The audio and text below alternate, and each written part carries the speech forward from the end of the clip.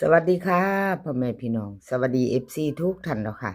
กลับมาพบมาพอกับเจตาพารวยคือเขาค่ะในทางช่อง YouTube คลิปนี้เจตาก็จะวางแนวทางของลาวพัฒนาค่ะ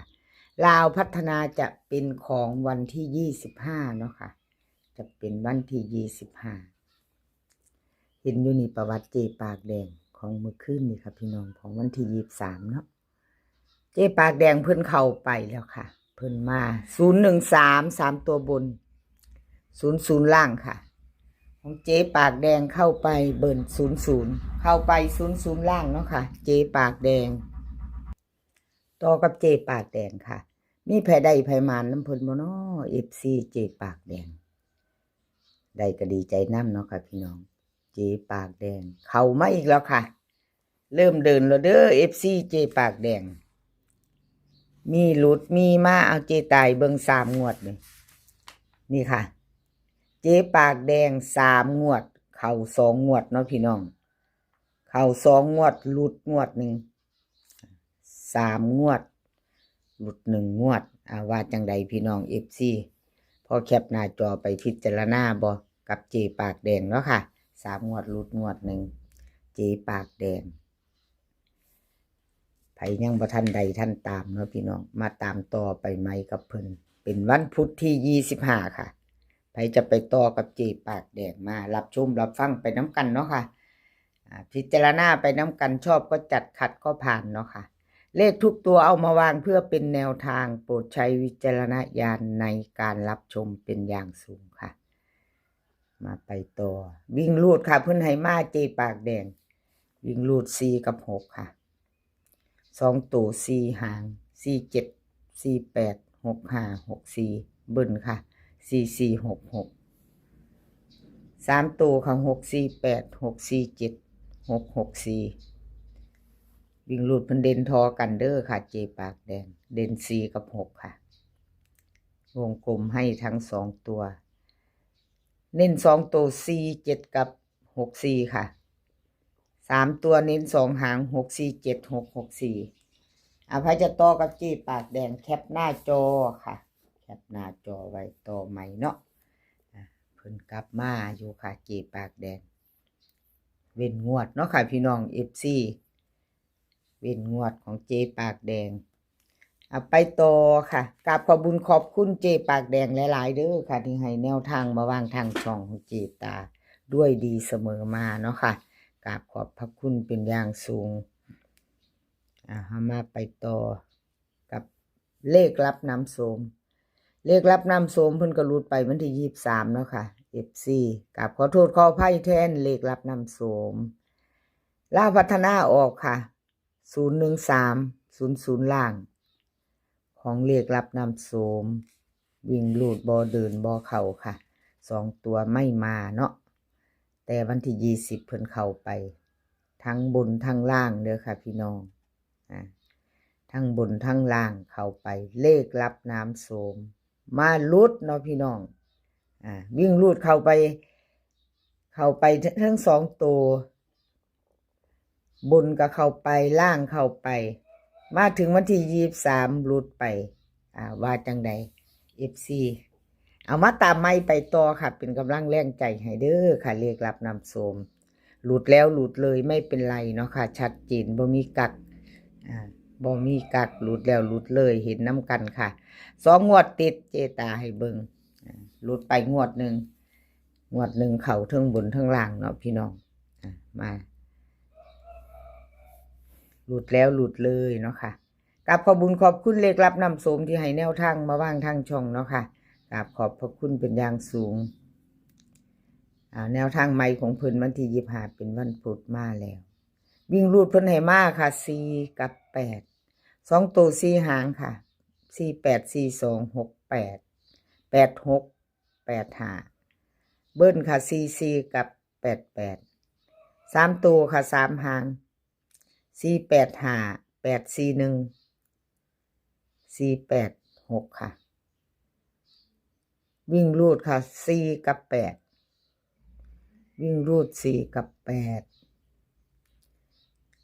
เด่นทอกันวงกลมให้ทอกันเด้อค่ะรับนำโสม2 หางค่ะ เน้น48กับ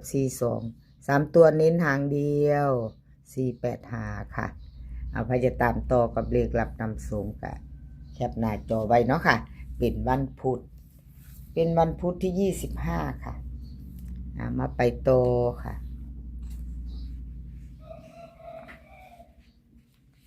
ไปต่อล็อกเทียนทะเลวันที่23ที่ผ่านมาค่ะพี่น้องล็อกเทียนทะเล FC เป็นยังไงสายวิ่งสายโหลดลาวพัฒนาออก013ค่ะ3ตัวบน00ล่าง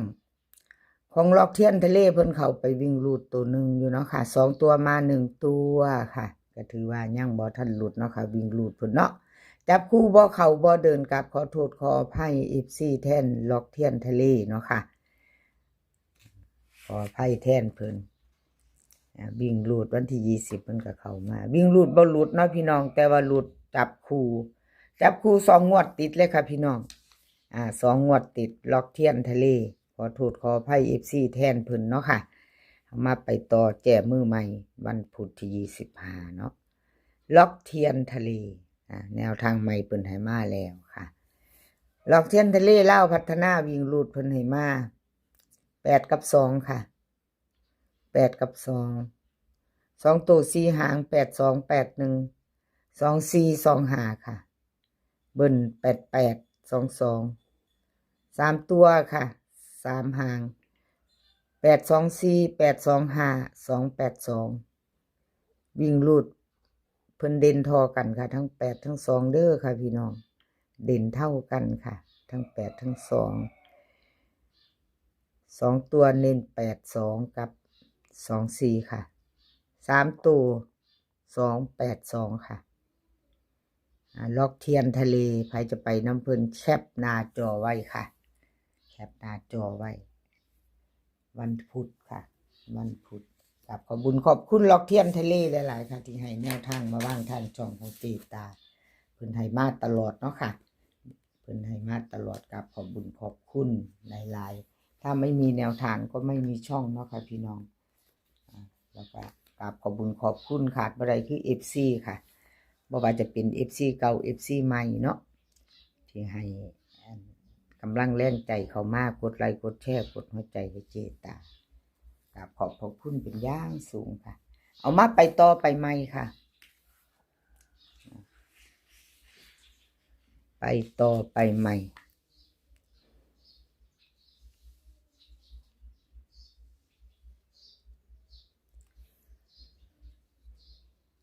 เพชรค่ะแนวทางของเพชร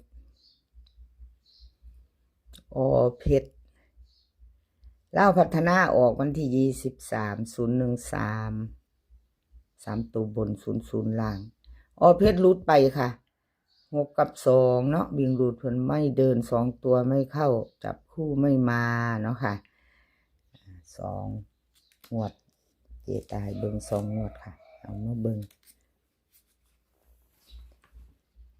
เข้าไปอยู่ค่ะวันที่20เข้าไปวิ่งรูดตัวหนึ่ง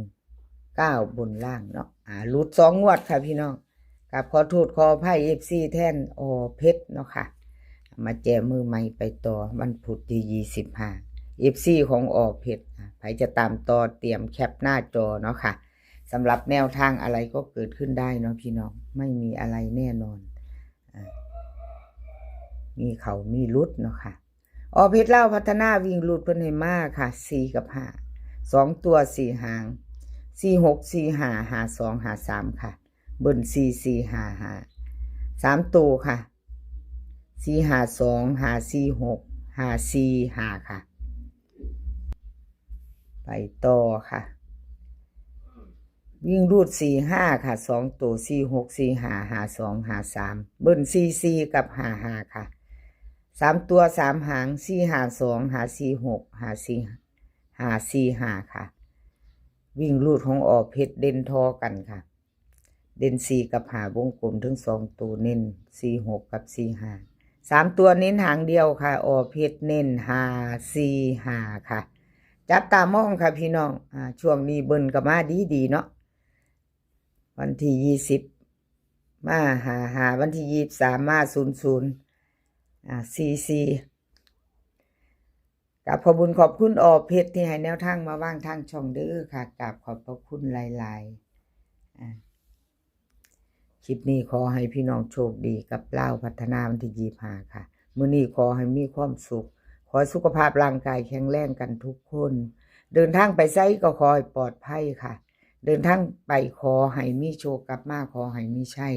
คลิปหน้าพอกันไหมค่ะคลิปนี้ก็สวัสดีค่ะ